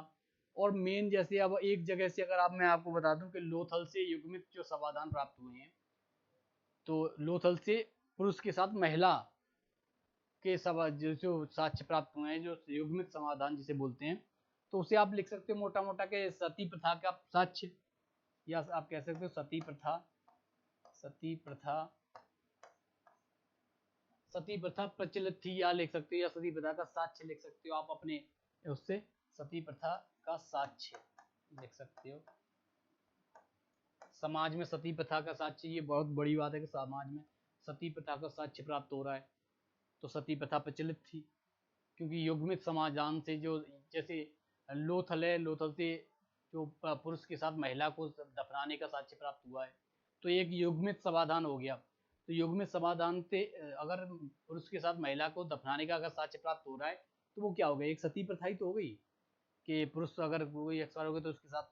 अब मैंने अभी आपको करवाया था कि मनुष्य के साथ कुत्ते को दफनाने के साक्ष्य प्राप्त हुआ, तो ऐसे ही युग्मित समाधान से आप सीधे बोल सकते हो कि सती प्रथा का साक्ष्य।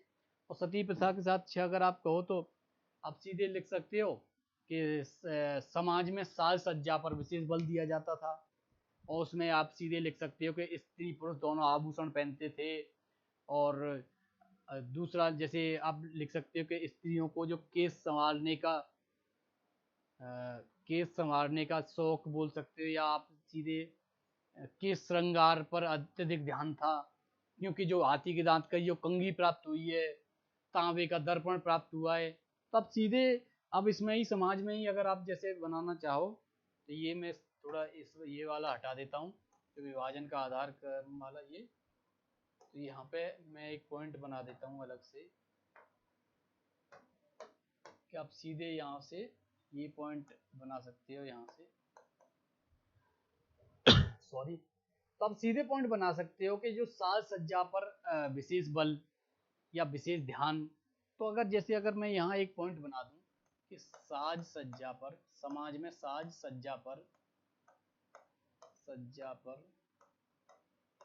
विशेष बल, विशेष बल, तो इसके अंदर अगर कोई इसके जो साक्ष्य पूछे कि सात सज्जा पर विशेष बल, वैसे मोटा मोटा पॉइंट तो यही है। तो अगर सात सज्जा पर विशेष बल अगर कोई और अंदर पूछे कि नहीं मुझे इसके अंदर और समझना है, तो आप सीधे बोलना बता देना कि सात सज्जा पर विशेष बल इसलिए क्योंकि स्त्री और पुरुष दोनों आभूषण पहनते थे। ये तो इसके तो जब आभूषण के साक्ष्य प्राप्त हुए तो दोनों आभूषण पहनते थे, और जब दोनों आभूषण पहनते थे तो जब कंघी मिली है तो आप सीधे लिख सकते हो कि स्त्रियों का केश श्रृंगार पर विशेष ध्यान देती थी, क्योंकि हाथी दांत की कंघी प्राप्त हुई है, तांबे का दर्पण प्राप्त हुआ है। तो ये एक साज सज्जा की तो हो गई। बाकी अगर और जैसे साज सज्जाई में अगर आप देखो तो चंद्रगढ़ों से लिपस्टिक, वो सब आप प्रमाण जो मैंने आपको पहले करवाया तो आपके दिमाग में क्लिक कर रहा होगा, तो वो यही है सब कि चंद्रगढ़ों से लिपस्टिक प्राप्त हुई है, हड़प्पा से एक प्रसाधन सामग्री का जो प्रसाधन बॉक्स प्राप्त हुआ है। तो ये क्या मोटा मोटा यही तो है। अगर आप इससे आगे जैसे अगर ये पॉइंट हो गया तो एक साज सज्जा पर विशेष बल एक पॉइंट हो गया। इससे आगे अगर आप देखें तो सूती वस्त्रों का प्रयोग होता था, ये भी समाज में आप देख लो, वस्त्र उद्योग इसी में आ जाता है कि सूती वस्त्रों का प्रयोग, सूती वस्त्रों का प्रयोग, और सूती वस्त्रों का प्रयोग का अगर इसके भी कोई साक्ष्य मांगे सीधे सीधे आप जवाब देना कि कपास उत्पादन से परिचित थे, कपास उत्पादन की जानकारी थी, तो सूती वस्त्रों का आप सीधे सीधे बोल ही सकते हो। और इससे आगे साथियों अगर बढ़ते हैं तो समाज में ही आप देख सकते हो कि मनोरंजन के साधन भी आ जाएंगे।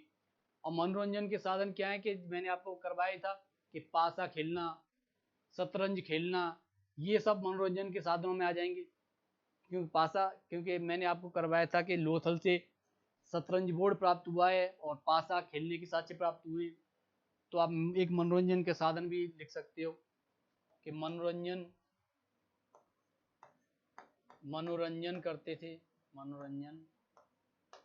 मनोरंजन में अगर आपको लिखना पड़े तो आप सीधे यहाँ इधर लिख सकते हो कि पासा, एक सेकंड थोड़ी नस वो हो रही है, पासा खेलते थे। और दूसरा आप लिख सकते हो कि शतरंज बोर्ड के साक्ष्य लोथल से प्राप्त हुए। शतरंज, ये मैंने आपको करवाया शतरंज बोर्ड के साक्ष्य। तो इन दोनों को तो आप सीधे लिख सकते हो कि मनोरंजन के लिए आप लिख सकते हो के लिए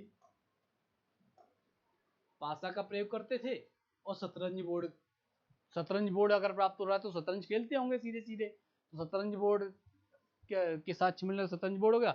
एक पॉइंट अगर समाज में देखा जाए तो एक अंतर जो अंतिम अगर आप देखो या लास्ट अगर कह लो, लास्ट पॉइंट अगर समाज में आप बनाओ तो आप सीधे लिख सकते हो कि अंत्येष्टि प्रक्रिया या अंत्येष्टि विधि, या मेन सिर्फ अंत्येष्टि। अगर एक देखो पेन चेंज करके मैं थोड़ा एक पॉइंट यहाँ बना दूं, अंत्येष्टि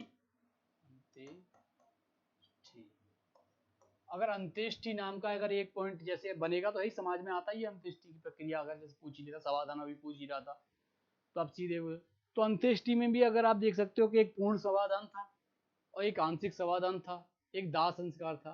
तो आप सीधे लिख सकते हो कि पूर्ण समाधान, आंशिक समाधान और दाह संस्कार तीनों प्रचलित थे। अगर आप इन दोनों में जैसे अगर आप लिखो सीधे कि पूर्ण आंशिक एवं दाह संस्कार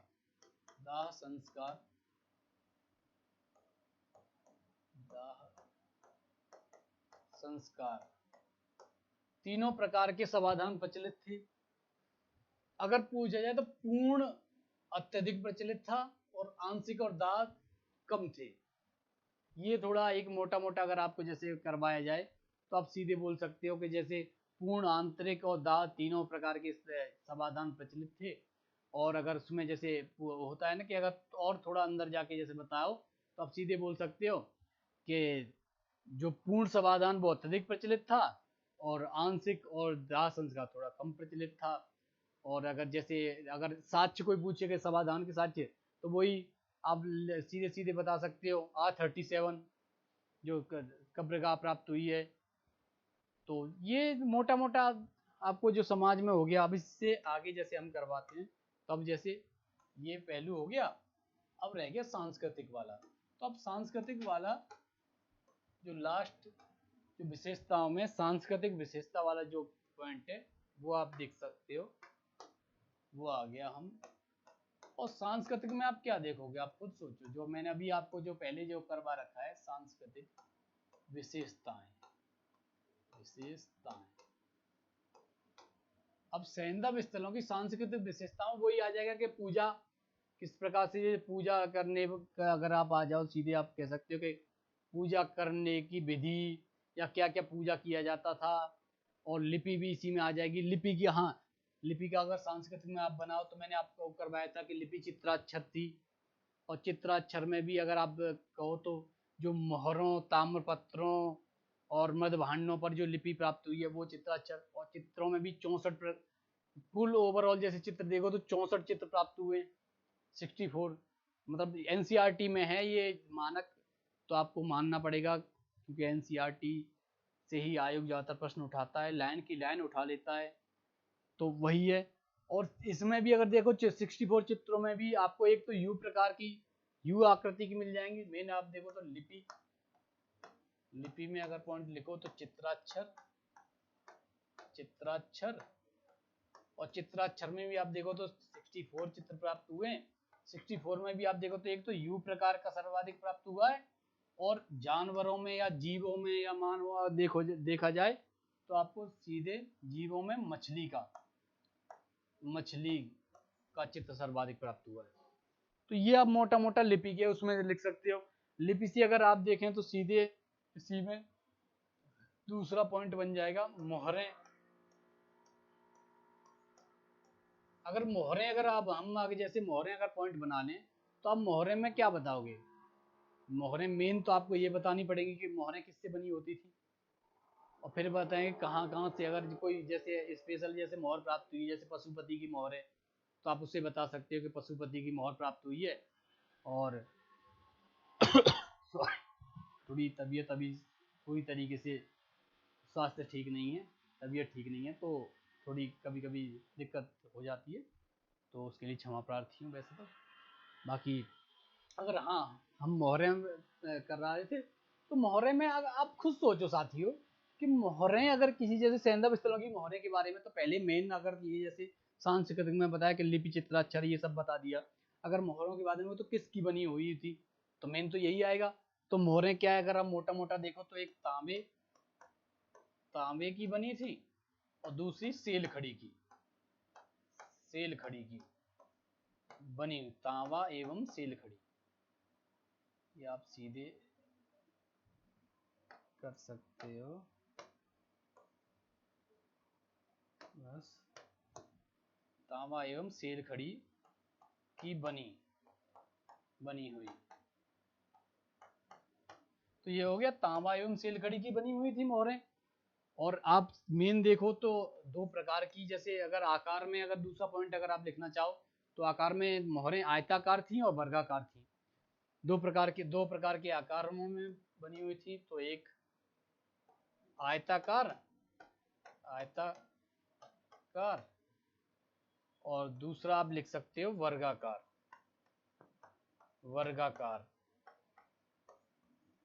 और इनमें भी अगर मोहरों में देखा जाए तो वर्गाकार अत्यधिक फेमस थी, मतलब वर्गाकार अधिक प्रचलित थी। तो आप लिख सकते हो कि प्रचलित ये थी, वर्गाकार प्रचलित थी और आयताकार इतनी प्रचलित नहीं थी, वर्गाकार अधिक प्रचलित थी। ये मतलब मेन वो है। और अगर आप देखो तो जो मैंने अभी आपको बताया था कि मोहरों में अगर आप देखो तो पशुपति की मोहर जैसे अलग अलग बना लो मोहर, या पशुपति शिव की मोहर मिली कहाँ से, मैंने करवाया था मोहनजोदड़ो में, मोहनजोदाड़ो से प्राप्त हुई है, मोहनजोदाड़ो। और मेन मोहनजोदाड़ो जो मैंने करवाया था उसके बाद मैंने बताया था आपको ये उसमें करवा दिया है, लेकिन फिर भी मोटा मोटा मैं आपको बता दूं कि पशुपति की मोहर पर 5 पशुओं के चित्र अंकित हैं। पहला गेंडा, शेर, भैंसा और बैल। तो 4 तो ये हो गए और 5वां है हिरण। तो ये आपको ध्यान रखना होगा। वैसे मैंने मोहनजोदाड़ो में मैं पूरी अच्छी तरीके से ये समझाया है, लेकिन विशेषता में जब आया मोहर की जिक्र हुआ तो मैंने आपको बता दिया। तो मेन पशुपति की मोहर में आपको क्या क्या बताया गया है, मैंने अभी आपको बताया था कि 5 पशुओं के उस पर चित्र अंकित हैं, और 5 पशुओं में अगर आप देखोगे तो गेंडा, शेर, भैंसा और बैल, 4 तो ये हो गए, एक हिरण, हिरण वो उसके मतलब पैरों की तरफ है, तो 5 ये हो गए। अगर इससे आगे जैसे संस्कृति में, अब मैं ये हटा देता हूँ, इससे आगे अगर हम पॉइंट बनाएं,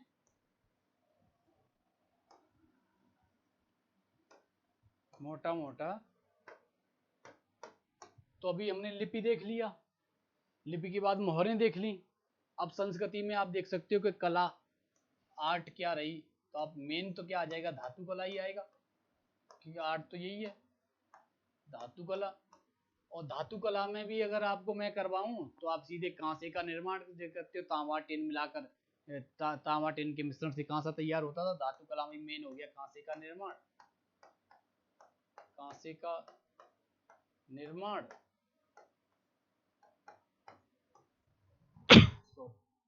और ये आपको ध्यान रखना पड़ेगा कि अभी तक सैंदववासी लोहे से परिचित नहीं थे, लोहे का ज्ञान नहीं था। लोहे का ज्ञान उत्तर वैदिक काल की शुरुआत में 1000 ईसा पूर्व में जाकर लोहे का ज्ञान होता है। तो यहाँ से आप ये पॉइंट एक लिख लो कि लोहे का ज्ञान नहीं, लोहे का ज्ञान नहीं, ज्ञान नहीं, क्योंकि मोटा मोटा अभी मैंने करवाया ना कि धातु कला कांसे के निर्माण से परिचित थे, तो कहीं आप लोहे का, तो लोहे का भी ज्ञान नहीं है। लोहे का ज्ञान उत्तर वैदिक काल की शुरुआत में लगभग 1000 ईसा पूर्व में लोहे का ज्ञान होगा, जो कल की क्लास में जब मैं शुरुआत में जब समझाऊंगा कॉन्सेप्ट के वैदिक काल और उत्तर वैदिक काल में विभाजन 1000 से हुआ, तो विभाजन का आधार लोहा होगा, तो वो मैं कल की क्लास में आपको करवा दूंगा। मेन जैसे संस्कृति में धातु कला कांसे का प्रयोग करते थे, उसके बाद जैसे लोहे का ज्ञान नहीं। अगर मेन जो एक और पॉइंट है तो आप लिख सकते हो कि मण मूर्तियां, वही आ गई मण मूर्तियां जो अभी मैंने आपको बताया था। और मण मूर्तियों में कोई कौन सी, कि मात्र देवी की सर्वाधिक प्राप्त हुई है, तो मात्र देवी की सर्वाधिक, तभी तो मात्र सत्तात्मक है, मात्र देवी की सर्वाधिक, आप ये पॉइंट आप इसमें लिख सकते हो, मात्र देवी की सर्वाधिक, सर्वाधिक। तो जो मण मूर्तियां माता देवी की जो सर्वाधिक प्राप्त हुई हैं, उसके बाद जैसे मण मूर्तियां जो, अब सीधे माता देवी के बाद आप एक और लिख सकते हो कि इसमें से खिलौने भी मिले, मण मूर्तियों में खिलौना भी तो प्राप्त हुए हैं, तो आप सीधे यहाँ पे एक खिलौने भी लिख सकते हो कि खिलौने भी प्राप्त हुए हैं, मण मूर्तियों के खिलौने भी प्राप्त हुए हैं। और दूसरा, जैसे ही आप खिलौनों से आगे अगर आप आओगे तो पशु की आकृतियां, पशु की जैसे कुवड़ वाले बैल की जो मूर्तियां प्राप्त हुई हैं, तो जैसे पशु की आकृतियां भी आप लिख सकते हो यहाँ पे, पशु आकृतियां, आकृतियां। तो मोटा मोटा यही संस्कृति में अगर आप देखोगे तो पशु आकृतियां हो गए, खिलौने हो गई, मात्र देवी की मूर्तियां हो गई, यही मोटा मोटा इसमें कल्चर में ये आ जाएंगी मूर्तियों में। और आपको मैं बताऊं तो आप जैसे मानव मूर्तियों में अगर आप देखोगे तो मानव मूर्तियों में सर्वाधिक स्त्रियों की वही आ गई सेम, और स्त्रियों की मूर्तियों के बाद भी जैसे माता देवी की मूर्ति, ये भी सब उसमें आ गए। पशुओं की मूर्ति में कुवड़ वाला बैल हो गया, कुवड़ वाला बैल इसीलिए हो गया क्योंकि उसे पवित्र माना गया है, तो उसकी सर्वाधिक मूर्तियां प्राप्त हुई हैं। और जैसे ही जैसे अगर आप देखो तो उसके बाद एक पॉइंट संस्कृति में बनता है, जो सांस्कृतिक वाले पहलू में है, इसमें जो बनता है वो बनता है साइंस एंड टेक वाला। तो अगर आप विज्ञान वाला अगर ये पॉइंट बनाया जाए कि विज्ञान का ज्ञान, या फिर साइंस एंड टेक लिख लो, या वैज्ञानिक ज्ञान लिख लो, या विज्ञान का ज्ञान, ये एक पॉइंट बना लो आप, वैज्ञानिक ज्ञान। अगर सैंधव स्थलों में आप देखो वैज्ञानिक ज्ञान में, तो आप क्या कहोगे कि एक तो सबसे बड़ी बाट माप, उससे पता चल रहा है कि गणित का ज्ञान था, गणित के ज्ञान से आप सीधे सीधे आप आ जाओ धातु विज्ञान, क्योंकि कांसा बना रहे हैं, और जब कांसा बना रहे हैं तो आप मापतोल प्रणाली में आप सीधे आप कह सकते हो गणित भी था और मापतोल की भी पूरी जानकारी थी। उसके बाद मौसम विज्ञान भी आप कह सकते हो। बाकी आप नगर नियोजन, और वो सब आप देखते हो पासा, और उससे आप देखते हो तो आप सीधे कह सकते हो ग्रह नक्षत्र की भी जानकारी थी। तो आप वैज्ञानिक अगर उसमें ज्ञान में आप सीधे देखो तो आप सीधे सीधे लिख सकते हो मोटा मोटा। आप यही जो मैंने अभी आपको बताया था कि गणित का ज्ञान, धातु विज्ञान, तो जैसे गणित, धातु विज्ञान, धातु विज्ञान, अगर आप आगे लिखना चाहो तो ग्रह नक्षत्र, ग्रह नक्षत्र का ज्ञान, और एक पॉइंट अगर आप बनाना चाहो तो मौसम, मौसम, मौसम विज्ञान, मौसम विज्ञान भी बोल सकते हो। तो इतना ज्ञान था, क्योंकि मौसमों का, अगर मौसमों का ज्ञान नहीं होगा, मौसमों का ज्ञान तो ऐसे हो जाएगा कि फसल बोते थे, अब बारिश आती थी तो कब काटनी है, कब कैसे रखनी है, और जब फसल इतनी उस तरीके से, इतनी अच्छे तरीके से अगर फसल बोने लगे तो आप अंदाजा लगा सकते हो कि मौसम का ज्ञान तो रहा ही होगा। अगर मौसम का ज्ञान नहीं रहा होगा तो फिर कैसे फसल बोओगे। तो मौसम का जो मेन वो है वही हो गया। अगर आप आगे अगर जैसे जाओ तो आप सीधे इससे आगे जो लास्ट पॉइंट जैसे सांस्कृतिक में रह गया, जो हमारी संस्कृति में आ गया, वो रह गया धर्म का, कि धार्मिक पहलू। अब जैसे धार्मिक पॉइंट रह गया इसमें, धार्मिक, और धार्मिक पॉइंट में आप क्या करोगे, आप धार्मिक पॉइंट में तो यही सेम आ जाएगा कि किसकी पूजा करते थे, क्या करते, तो आप सीधे लिख सकते हो कि मूर्ति पूजा करते, मूर्तियां इतनी उपलब्ध हुई हैं, इतनी मिली हैं, तो आप मेन पहला पॉइंट लिख सकते हो मूर्ति पूजा, मूर्ति पूजा, मूर्ति पूजा होती थी। लेकिन मूर्ति पूजा जरूर होती थी, लेकिन मंदिर के साक्ष्य नहीं है, ये आप तुरंत लिखो यहाँ पे, अगर जो हाईलाइट थोड़ा वो करके, किंतु मंदिर के साक्ष्य नहीं, सिंधु सभ्यता से मंदिर के साक्ष्य प्राप्त नहीं है, मंदिर के साक्ष्य नहीं। आप सीधे लिख सकते हो प्रकृति पूजक थे, प्रकृति पूजक, प्रकृति पूजक, और प्रकृति पूजक में भी आप सीधे अंदर लिखो तो वृक्ष पूजा, वृक्ष पूजा, जल पूजा, जल पूजा, और जल पूजा के साथ साथ आप सीधे लिख सकते हो जब अग्नि वेदिकाएं प्राप्त हुई तो अग्नि पूजा, अग्नि पूजा भी होती थी।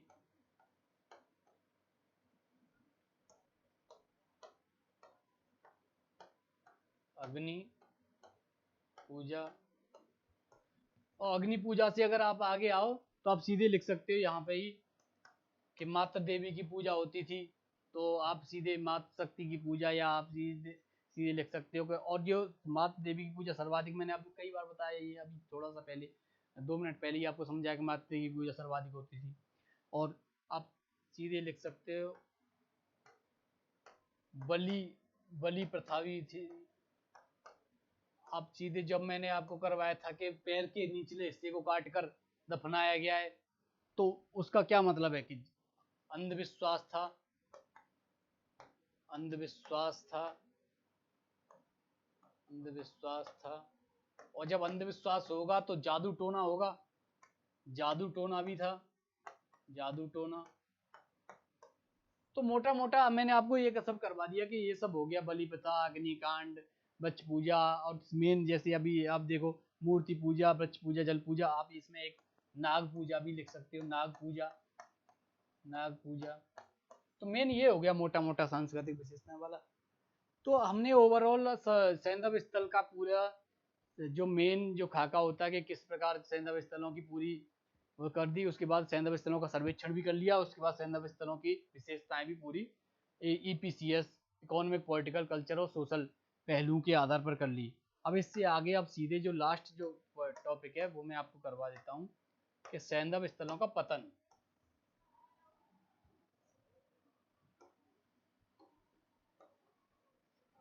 सैंधव स्थलों का पतन, ये जो अंतिम जो टॉपिक है ये आपके दिमाग में बैठ जाएगा।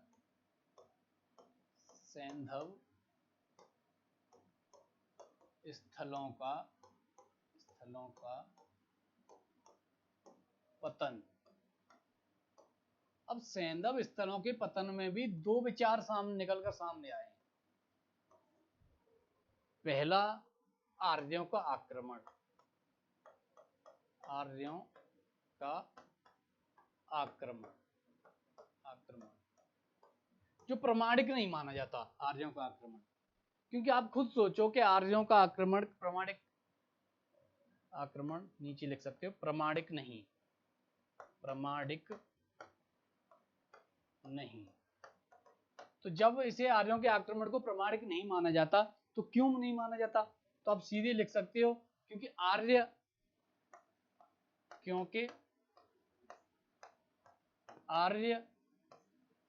1500 ईसा पूर्व थे, 1500 बीसी में थे। और जो हमारा जो सैंधव स्थलों का जो नागरिक या फिर सैंधव काल वो 1750 ईसा पूर्व में, 1750 बीसी तक था। तो आप खुद सोच सकते हो कि ये प्रमाणिक क्यों नहीं माने, प्रमाणिक कैसे माना जाएगा? आर्य आई 1500 ईसा पूर्व में थे और सैंधव स्थलों का पतन हो गया था 1750 ईसा पूर्व में। क्योंकि टाइम पीरियड तो 1350 से 1750 माना जाता, तो इसे प्रमाणिक नहीं माना जाता। ये स्वीकार्य नहीं, ये प्रमाणिक नहीं माना जाता। जो प्रमाणिक माना जाता है, या जो एनसीईआरटी में या जो आयोग जिसे प्रमाणिक मानता है, या जितने इतिहासकारों ने प्रमाणिक माना है, वो है प्राकृतिक आपदा। प्राकृतिक आपदा। और प्राकृतिक आपदा में भी जैसे बाढ़ के द्वारा बाढ़ आ गई, सूखा पड़ गया, सूखा, भूस्खलन, तो कुछ ऐसी, भूकंप भी लिख सकते हो आप, भूकंप। और जब भूकंप, बाढ़, सूखा ये सब आया तो उत्पादन में कमी आएगी, और उत्पादन में कमी आप लिख सकते हो, उत्पादन में कमी। और जब उत्पादन में कमी आएगी तो व्यापार वाणिज्य, जब व्यापारिक पूरी अर्थव्यवस्था व्यापार पर डिपेंड है, तो व्यापार वाणिज्य कम होगा। और व्यापार वाणिज्य जैसे ही कम होगा तो फिर पतन, धीरे धीरे व्यापार वाणिज्य घटते जाएंगे, और उसके आधार पर ही तो इसे प्राकृतिक आपदा वाले, इसको प्रमाणिक माना गया है, प्रमाणिक माना गया है। तो मेन ये हो गया, आप सैंधव स्थलों का पतन भी हो गया साथियों। तो मेन यही है दो कि आर्यों का आक्रमण इसे प्रमाणिक नहीं माना, क्योंकि आर्य 1500 बीसी में आए थे, और जो सैंधव काल था वो 1750 ईसा पूर्व का है, 1750 बीसी का है। मेन जो माना जाता है, प्रमाणिक माना जाता है, वो सैंधव स्थलों के पतन का प्राकृतिक आपदा को माना जाता है, जिसमें बाढ़ मेन होता है। बाढ़ मेन है, सूखा, भूस्खलन और भूकंप। अब जब ये सब प्राकृतिक आपदाएं होंगी तो उत्पादन में कमी आएगी, तो जो व्यापार वाणिज्य सब में कमी आएगी। जब व्यापार वाणिज्य में कमी आएगी तो सीधे धीरे धीरे एक अर्थव्यवस्था का पतन होगा। तो ऐसे ही इसी प्रकार सैंधव स्थलों का पतन बताया गया है। और जो मोहनजोदड़ो, मैंने एक पॉइंट करवाया था कि अलग अलग, जैसे कुछ स्थलों का अलग अलग भी है, जैसे मोहनजोदड़ो का मलेरिया से पतन हुआ। तो ये मोटा मोटा आज आपकी, तो साथियों आज आपकी पूरी सैंधव सभ्यता यहीं पर समाप्त होती है। तो कितनी, लगभग दो या तीन क्लास हो गई सैंधव स्थलों पर, सैंधव सभ्यता पर।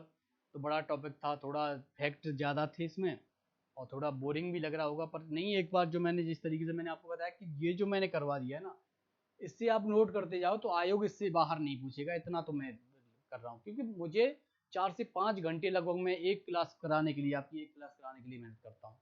तो साथियों आप बिल्कुल प्रमाणिकता के तौर पर आप देखो, बाकी अगर नहीं है तो आप एक बार यहाँ पढ़ने के बाद आप प्रीवियस ईयर के अगर प्रश्न देखोगे, आपको सब मिल जाएंगे इसमें।